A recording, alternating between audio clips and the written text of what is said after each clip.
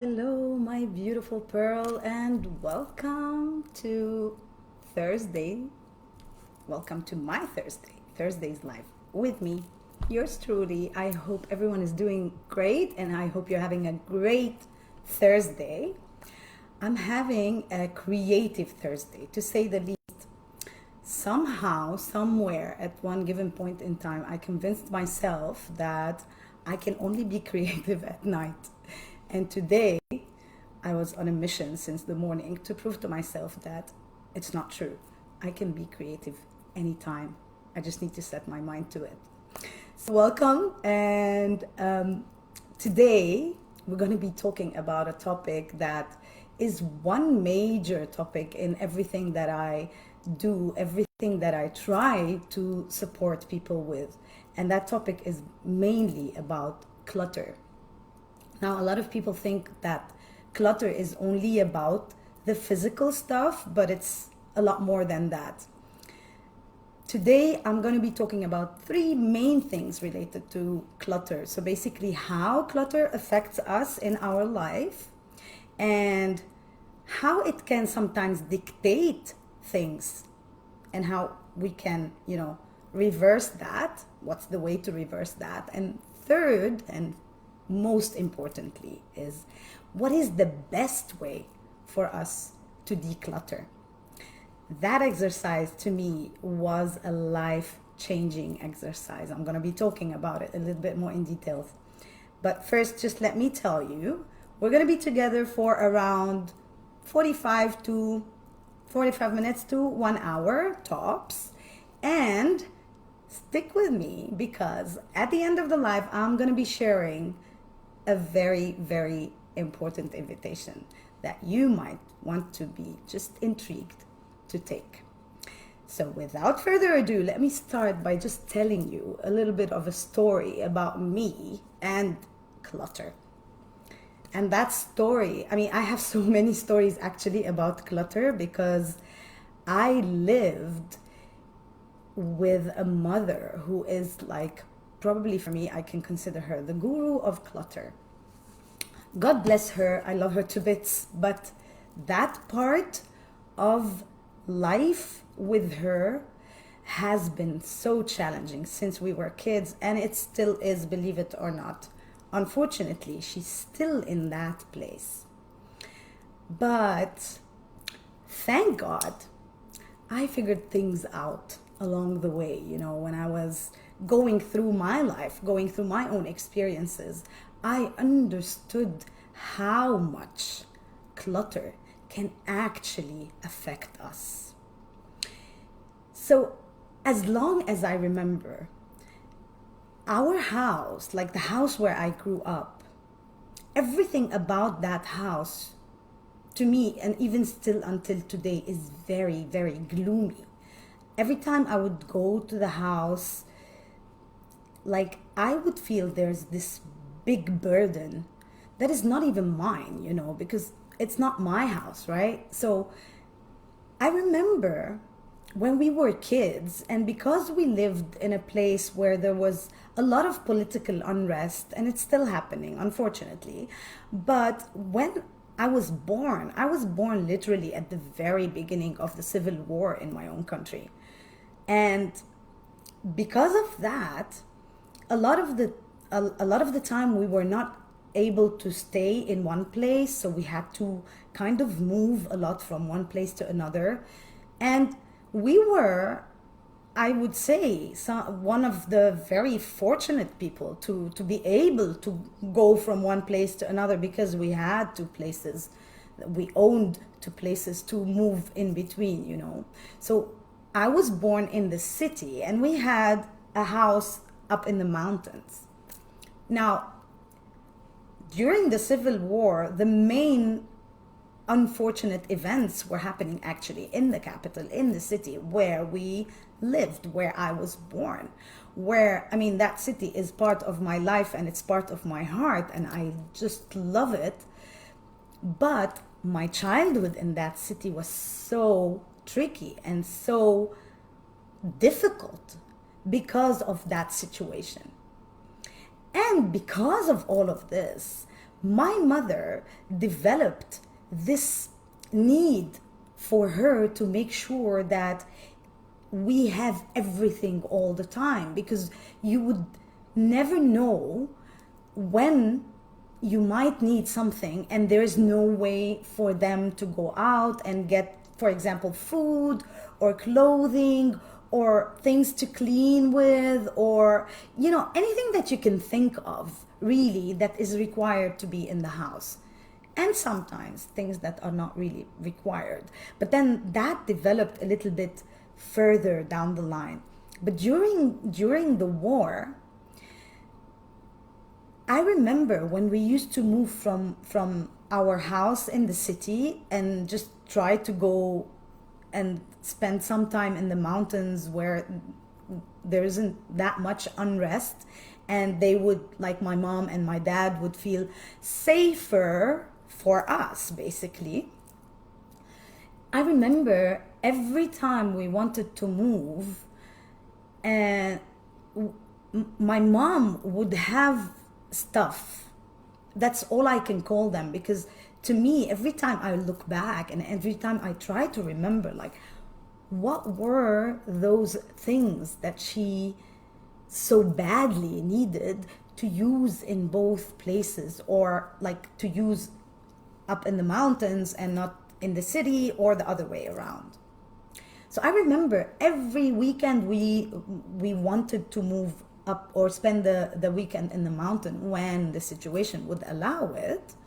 I remember at that time I had two brothers. My sister was not born yet. But I remember even after she was born, this did not stop, by the way. So it continued for almost between 10 and 15 years, if I remember well. So we would be like those soldiers, on a mission to bring stuff from inside the house outside to the car, where my dad would be waiting just to load the car with all the stuff that my mom would be, sending out with us.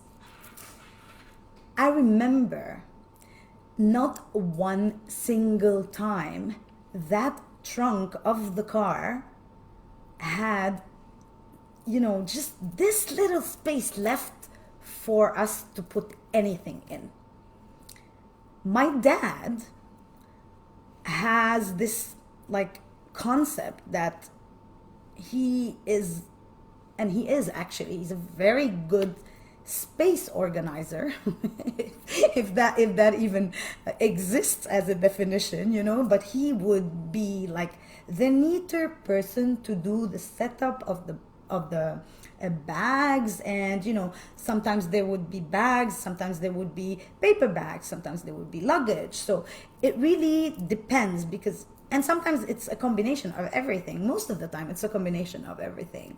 So we would be bringing all this stuff out. He would be putting them in the trunk, and then we go and then we disappear for 2-3 minutes, 5 minutes tops, and then we come back out with more stuff. And he would be looking, okay, now I have to do the whole thing all over again. So he would remove everything because he has to put them all in place to make sure that, because he knew how much stuff my mom would always manage to put together so that we can take with us, right? So every time he would take everything back out and then start all over. At the very end of the process, this process would probably take almost 25 to 30 minutes, maybe a little less, maybe between 15 and 25 minutes, depending on really that weekend, what we're taking with us. But I can assure you, not one single time there was space left in the trunk for my dad to put anything more. Now, we go up to the mountains, we spend the weekend, and the process happens again on the way back to the city. However, this time, it's not the same stuff, but still a lot of stuff. And I always wondered, like, where does she come with all this stuff? Why does she have it all? What is the need for all of this? I totally understand. I mean, now when I look back at it, yes, I do understand that we were living in an unrest situation. There was the war, that's true. But when I look at the belongings that she had and probably will always have, a lot of those belongings are not really anything that she uses or she used even then, but she still made sure they are there. She still kept them. Now, as I was living my own life, I made sure, like, I really did not want that to be me. It was a very conscious decision that I took, like, I'm not gonna be that person who just collects stuff, right?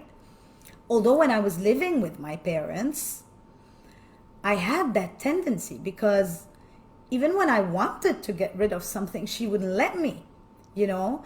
And at that time, when I was much younger, I was not the decision maker, right? So I was like, okay, I have to listen to what she wants.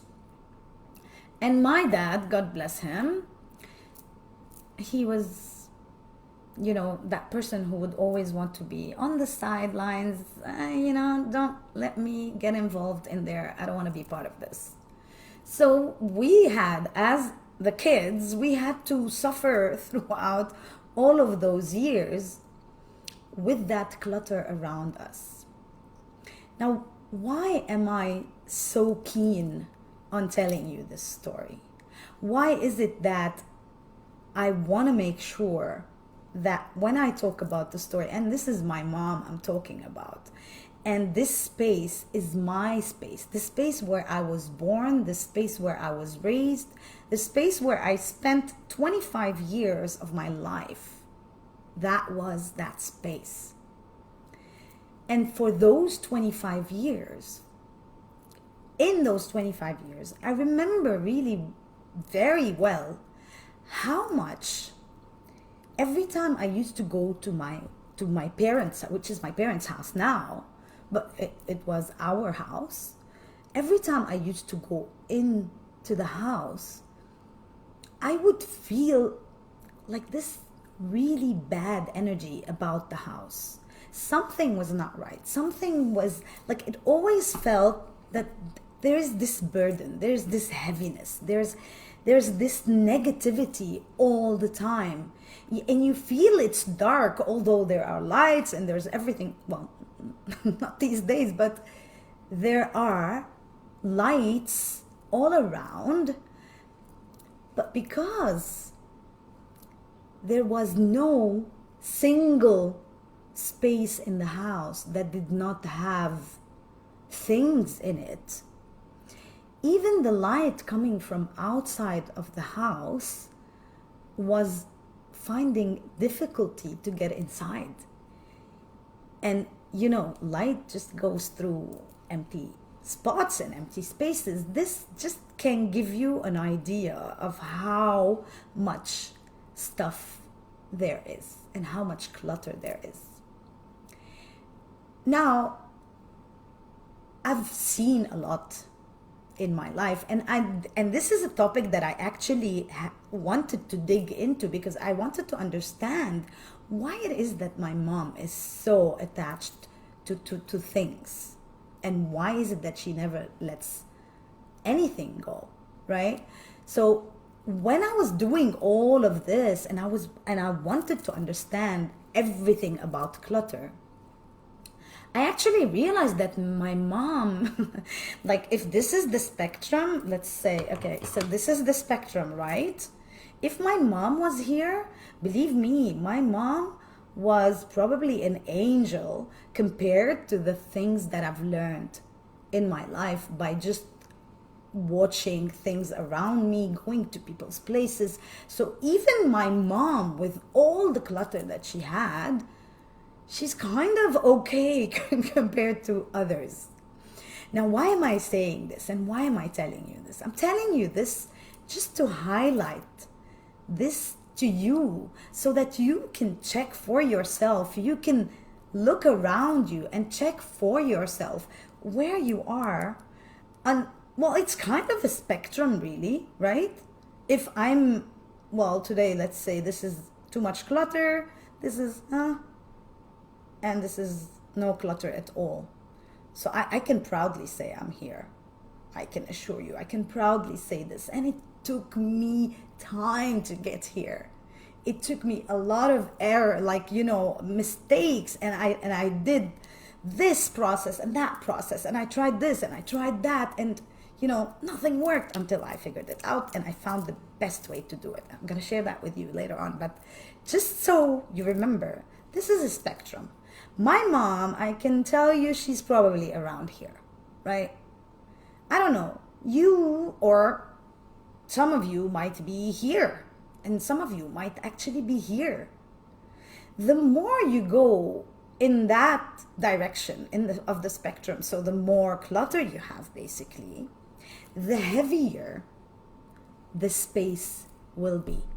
The tougher the breathing will be in that very specific space. The one thing that I have realized as well is because you stay so much or so long in that space, what happens is basically that energy that is being taken away from you, because as you know, everything is about energy. Like, everything is energy.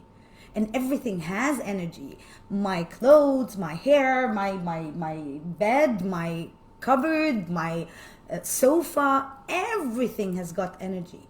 And the more of these things I have in my house, the less space there will be for my own energy. And this is exactly what happens when you have so much stuff lying around, especially if it's just lying around. Some people are very good, just like my dad, at organizing their clutter, but it is still clutter. Some people are really like experts at making things look neat, but then when you go inside their space, it still feels heavy. It still feels like there's no space for you to move around, like there's no space for you to, although it's very tidy. But it's the quantity in this case that is making the huge difference, even if it is placed in a very nice, tidy way. One day, I am going to actually do this. One day, I'm going to share a picture of my father's office, not his office, like his study room in our mountain house back home. And if you look at it, you'd see like, okay, this is very tidy, but really there it is. It's just that there's no space for you to literally move around. And I'm going to share this picture with you. And maybe, you know what, I'm going to invite you. When I share this picture with you, I'm going to put it as a post in the group, and I'm going to tell you to tell me, I'm going to ask you to tell me how you feel when you look at that picture, because I'm actually quite intrigued to know if it's something that is only related to me, or is it like everyone else would feel that same way or that same energy. And I remember, and I still do, unfortunately, every time I go to visit my parents, every time and because I know what is waiting for me in the house, my feeling of gloominess starts even before I get there. So this is just to show you how much clutter can actually affect a person, right? Now, my question to you is, because a lot of people think that, okay, we do have some stuff, but I do my decluttering every year, or every 6 months, I declutter. My question to you here would be like, what is it that you actually declutter? Or do you even declutter? Because there are people who who remove their clutter or declutter once a year. There are people who declutter once, maybe every 6 months. And there are people who never declutter. Like my mom. Until today, if I show you pictures of the things that she keeps and the repetition for the things that she keeps, it's not just like I keep, let's say I have a pen, and that's a pen that I'm going to be using until the ink is over. And when the ink is over, I'm going to go and buy myself another pen. She would probably have 20 pens that she would be using one of them, and then by the time the ink goes out of that one, the other 19 would have dried up already, and she would have to buy new ones. The thing is, when she buys new ones, she doesn't get rid of the ones that are not even functional anymore. And that's exactly how cluttering happens. When you become that person who cannot just simply throw things away, right? So my question to you, and answer me in the comments if you have the answer, and if you are in somewhere, like, where are you from clutter? Where are you on that spectrum per se, right? If you are here, or are you like this person who knows how to get rid of stuff and actually who doesn't bring it back to their space? Or you do that exercise like every year, but you keep on doing it every year, and you keep on doing it maybe every 6 months, and maybe every month, and maybe every 3 months. So tell me, where are you on that spectrum? And from that answer that you will give, you will realize how that clutter, or how that space of yours, which is already invaded by all of these things lying around, how much is that space of yours actually yours? So think about it. Do that exercise. Answer me in the comments below. Let me know when you do the exercise what it is that you found out. Where are you on that spectrum? Now, when you figure out where you are on the spectrum, then you would be able to kind of assess how it might be like for you, or how difficult or how easy it might be for you to move on the spectrum. Whether you're here and you want to go that way, I'm pretty sure nobody who's here wants to go backward. I can assure you, because I was here, and I know I was here, and I'm here now. There's nothing in the world that will take me back here. And I'm pretty sure anyone who starts to do this as a process in their lives, who starts to, understand how much clutter is affecting them, they wouldn't want to be in a place where they would let it do that. And this brings me to my second point today, which is the fact that this is how much clutter, affects our life. And it's actually most of the time because we let it. And remember, I always say this, and I always want to say it again and again. It's about us, and it's always our choice. Clutter does not have a mind of its own to act on its own. We are bringing it into our life, and it's our decision, and it's our, a choice to actually do the things that we want to do with the clutter that we have, or with the things that we have. So because of that, and because clutter has got so much effect on us, my question to you now is how much am I, as a person who owns this space, going to let that be the rule maker? How much am I going to let clutter be the rule maker? Or how much am I going to be following what clutter is going to dictate on me?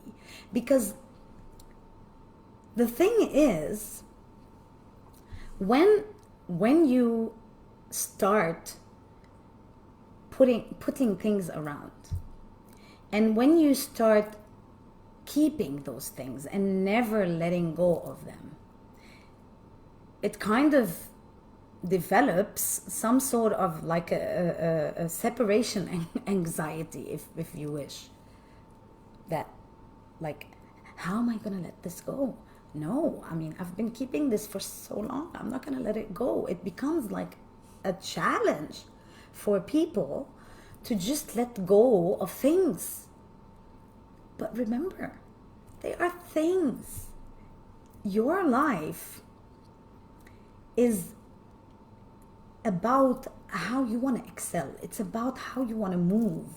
Do you want to stay here, or you want to become in a different place, on a different level, and you want to succeed, and you want to achieve, and you want to become that person who can attract beautiful things to them? Now, why am I saying this? If your space, think with me, let's consider this glass of water. That's a glass of water, okay? I have this much empty space in this glass of water, and the rest is full. So, if I keep filling it, there's no way on earth, the minute it's full, I can fill any more. Otherwise, it will obviously go out. And then when it goes out, that means that it's not part of this space. So kind of like it's not mine.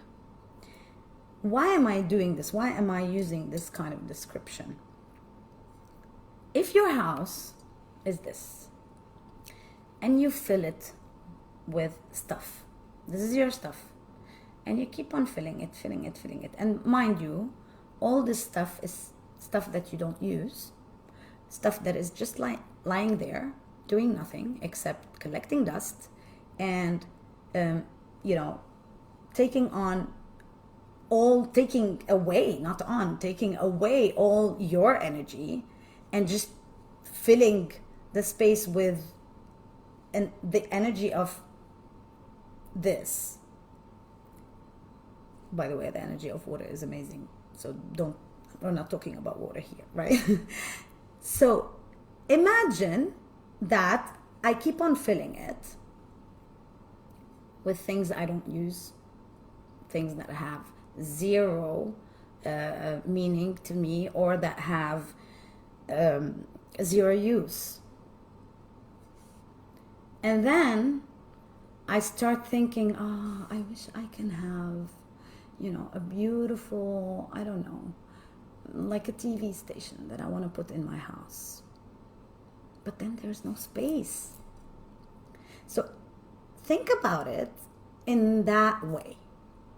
If your space is full and you really want something to come to you in that space, but there is no place for it, do you think it will ever come?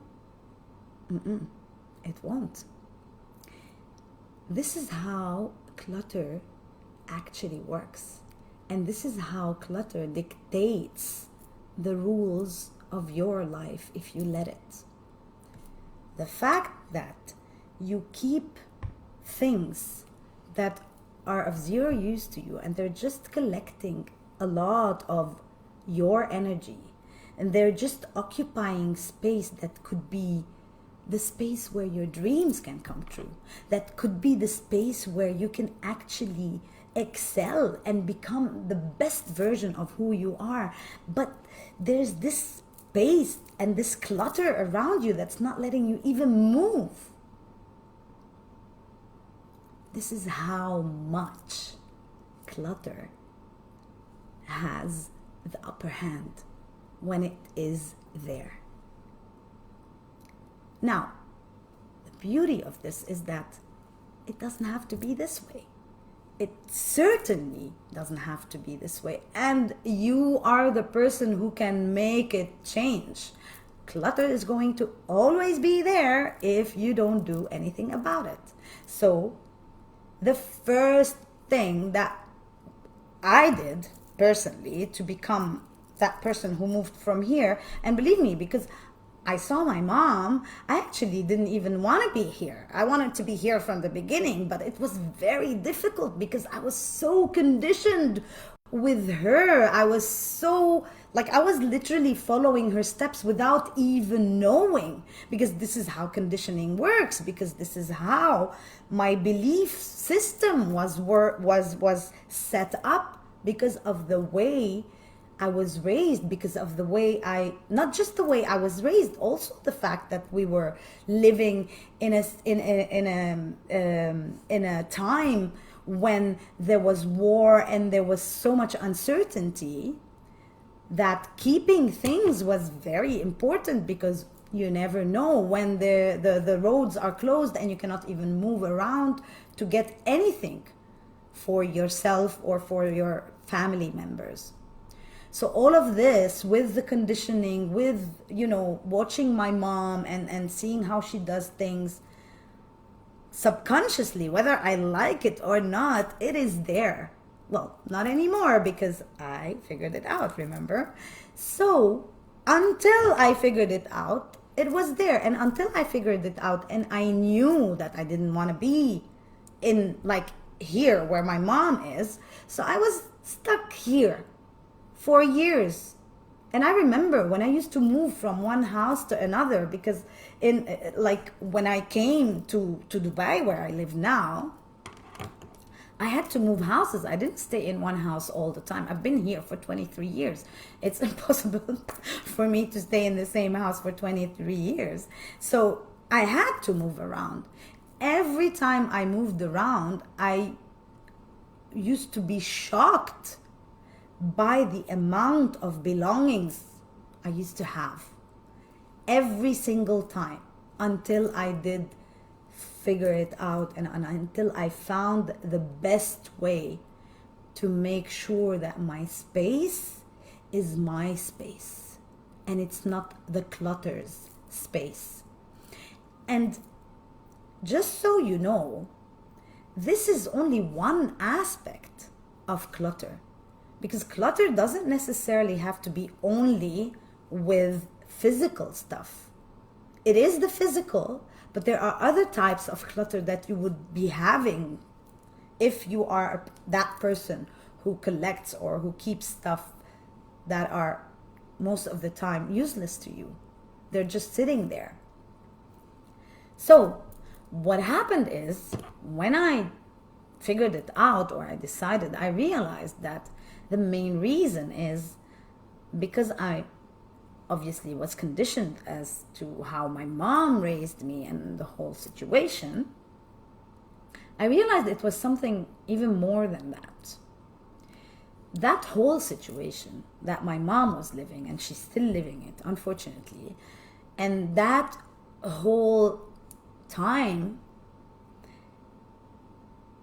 affected the whole, it became an inherited thing. It affected the whole family probably, and it became something engraved in us, just like anything that we inherit, like in our DNA. There's always this mentality of lack that we lived at every single given moment in our lives. During, when I was growing up, that mentality, and I figured it out really not too long ago, that mentality was like, okay, so this is what I need to work on, because this is where it all starts when it comes to clutter. And this is one of the things that I'm actually so passionate about, to make sure that anyone who's going to be working with me understands that this is where it starts. It all starts when we are in a position where we let lack limit us as a belief, because lack is also a limiting belief. And it doesn't just show up out of nowhere. That belief starts with us from either when we were like young and we were just watching and absorbing everything around us, or even before that, that we just inherited it from family members, from ancestors, you know? So having that as a limiting belief is what makes people mainly start collecting things left, right, and center that have zero value in your life, or zero added value, let's say. Because sometimes you could be collecting things that have emotional value to you, that you know, remind you of, that give you like memories of very specific times in your life. You know, let's say when two people get married, there's this, I don't know, invitation card that they keep, and it's still there after maybe even they get divorced, you know? Why is it still there? They're not even together anymore, just as an example, you know? But because we come from that limiting belief, and because we develop that belief of being in lack all the time, we do not get rid of things. We want to make sure that things are always available for us. But I just want to remind you what I just was saying a little bit just like 5 minutes ago. Remember that the more you keep, the less you are keeping room for new things in your life, for good things in your life, whether materialistic or anything else. Because remember, again, it's all about energy. It's not just about the stuff, it's also about energy. So the more we keep and the more our space is filled with stuff, guess what? There's no room for anything that we want in our life, or that we desire in our life, or that we prefer to have in our life. There's no room for it to come to us, because there is literally no room. Now this happens physically, but it also happens in your mind. Decluttering your mind is like probably the most important step of doing decluttering, because if you succeed, and I know you will because I did it, and if I succeeded, you can succeed. That's for sure. I can assure you. Decluttering your mind is what is going to make that big, and like the biggest difference. Why? You ask why? Because, my dear Pearl, this is where you plan.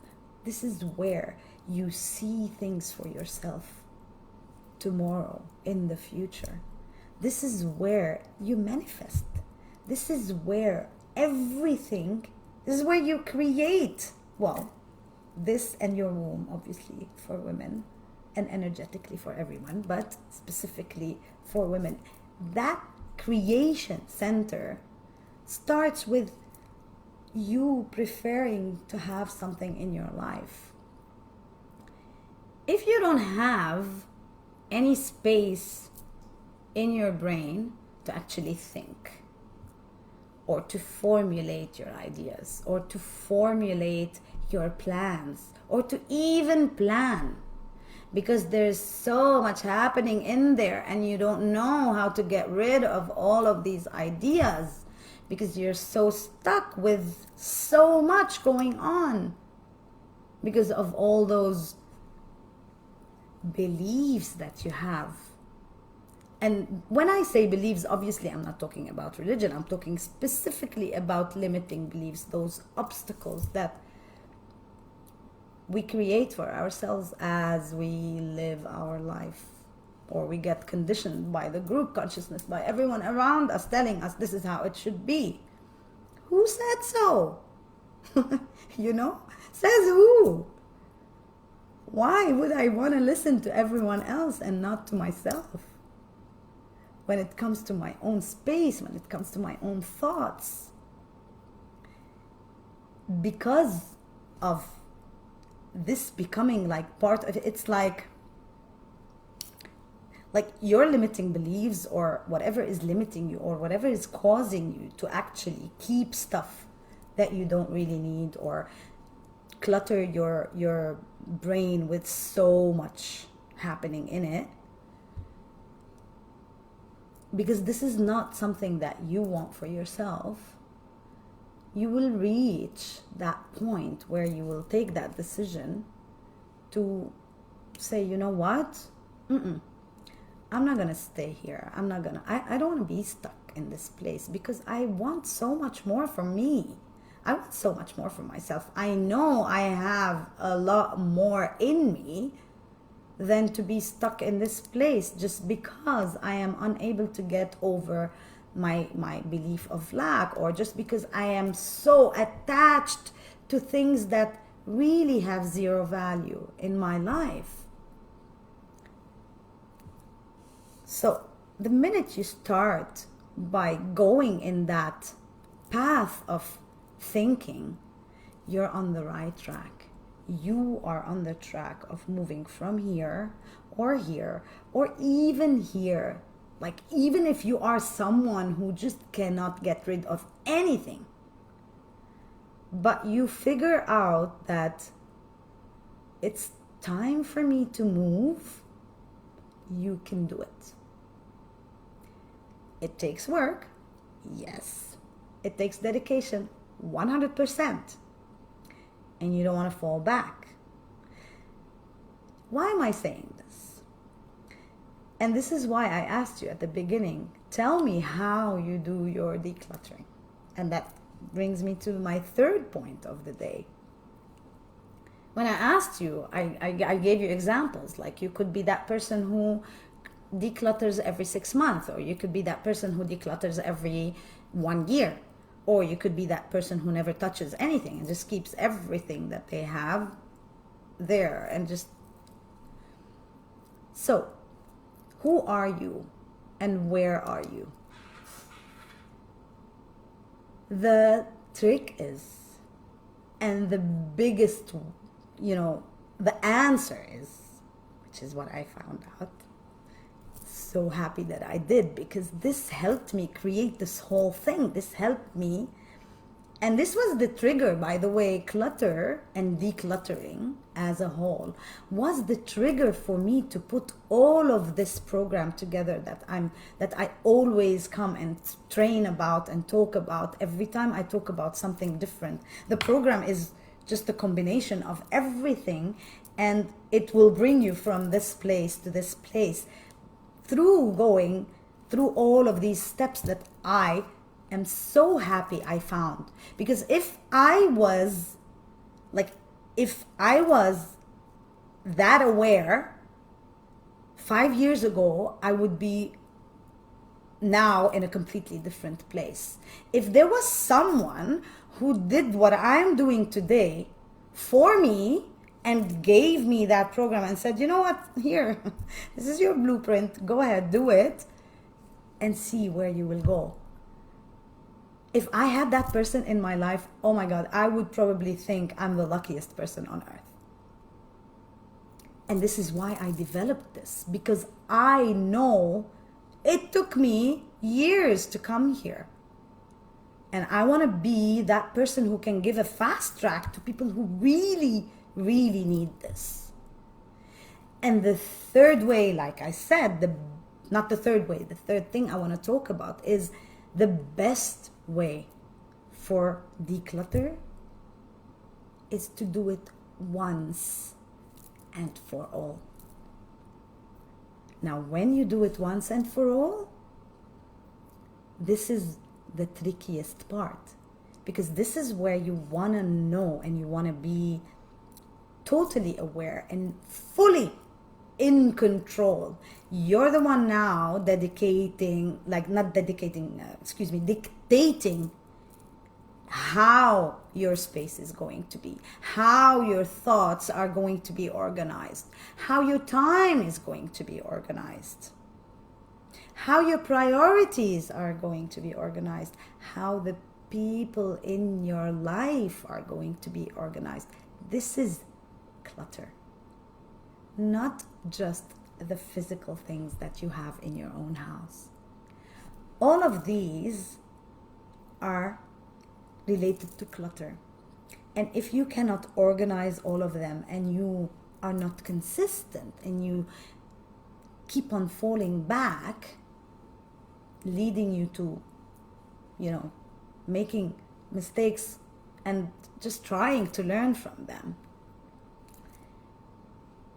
being that person who makes this not falling back, because I said you declutter once.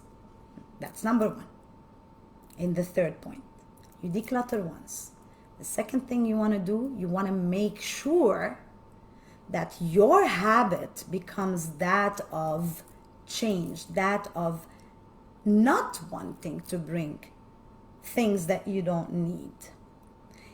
Your buying habits will change when you do decluttering in the right way. You would start thinking like 100 times before buying this pen.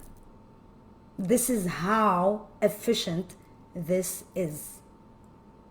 And that is why you just do it once and for all, but there is a very specific way of that once and for all. And all of this, if I want to tell you all of this, it will take me weeks, right? And that's why I actually developed the whole program, so that I can share this information with people, not information, these tools, so that people who really are here in that spectrum, or here, can just move all the way to become the best version of who they already are.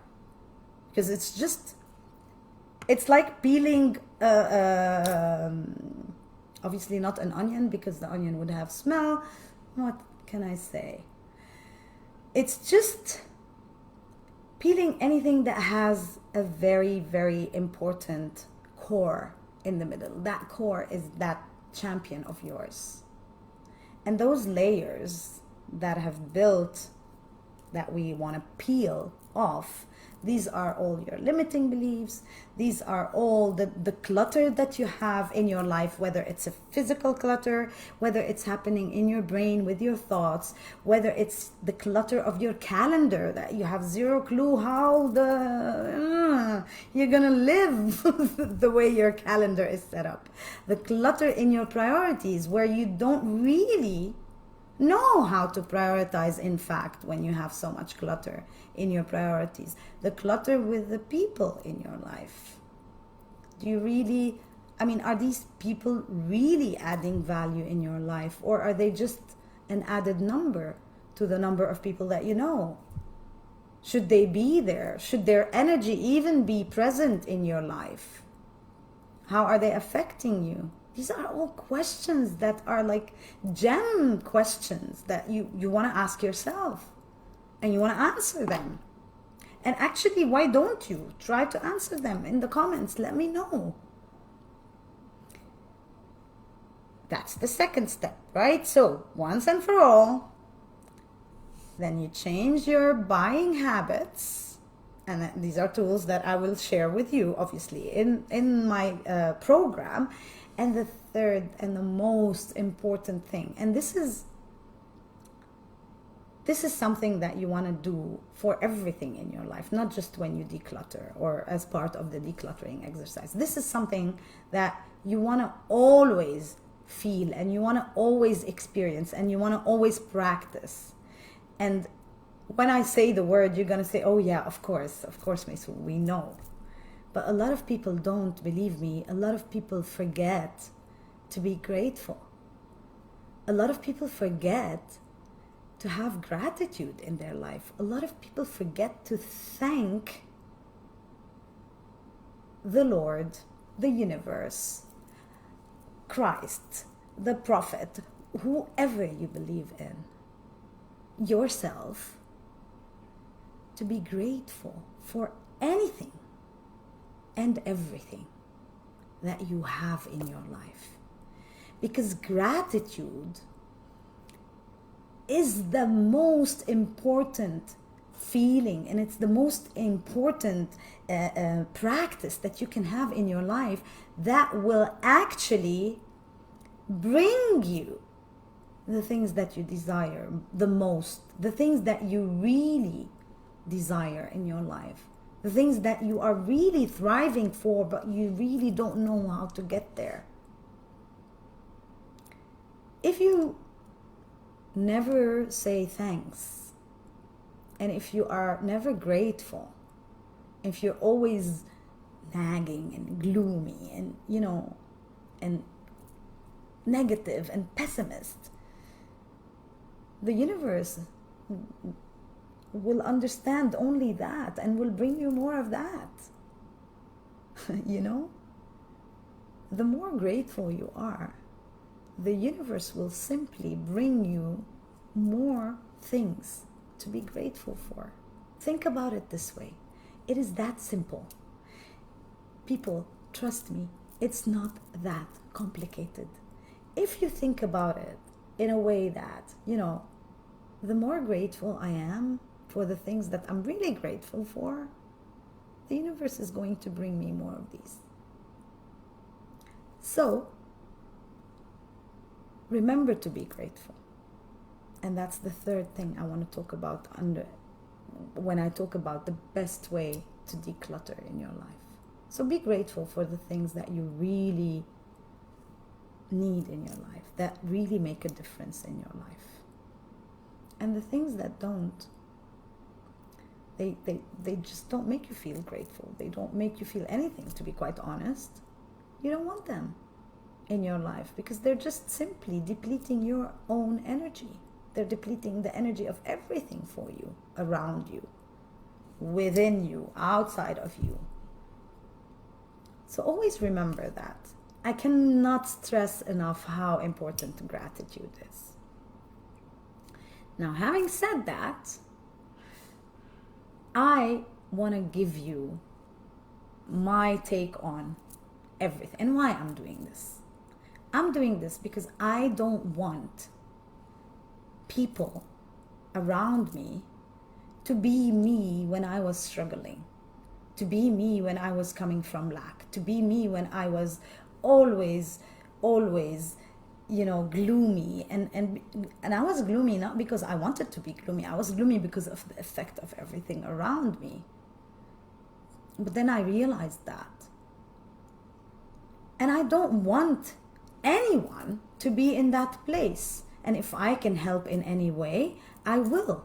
And that's exactly why I made this program. That's exactly why I put this program together.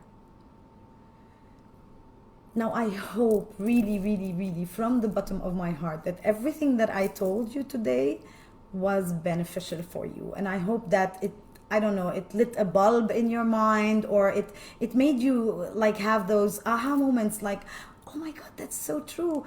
Oh yeah, I can work on that. And it's amazing. If I, in those 54 minutes, I was able to help you even by that, I consider myself to have done 1 mile in that journey of yours, and I helped you on that 1 mile, and I'm grateful that I had the chance to do that. Now my invitation to you is, if you want to know more, and if you think that this is the right space for you, and if you think, you know what, this woman, she's the one who can actually help me, and maybe she's the one who's gonna take me to that other place where I really want to be, that place where I like, when I look at it, and it's like, oh, so beautiful, I really want to go there. And if you want to go there, and if you think that I am that person who can help you, because there's so much I can share in such a little time. So what I invite you to do is I'm going to share a link in the comments below after the live is over. I'm going to share a link in the comments, and I'm going to invite you to get on a call with me, and let's have a talk. Let's see where you are on that spectrum. Let's see, and we're not talking only about clutter. We're talking about everything that is related to that topic, and all the topics that I talk about in all my trainings, because my program is a combination of everything that will help you get out of that situation where you keep on procrastinating, and you keep on, because I was there. I've been there, done that, and I know how tricky it could be and how difficult it can become sometimes to just, not have a solution. But I have that solution for you. I put it together specifically for anyone who is me, but not now. So if you want to be me now, I invite you to get on that call with me. And I'll explain to you, and I'll listen. I want to hear your story. I want to know what you are going through. I want to know where you are, what it is that you're struggling with. And from there, I will be able to tell you on anything that you share with me. I will already be giving you a lot of insights as to what you can do in any of those sharings that we will be having together. So if that's something that you want to do, please, I beg you, I'm going to put the call, well, not begging, but you know what I mean. Do it for you. Let's get on that call. Let's have a discussion, and I'll help you the best way I can.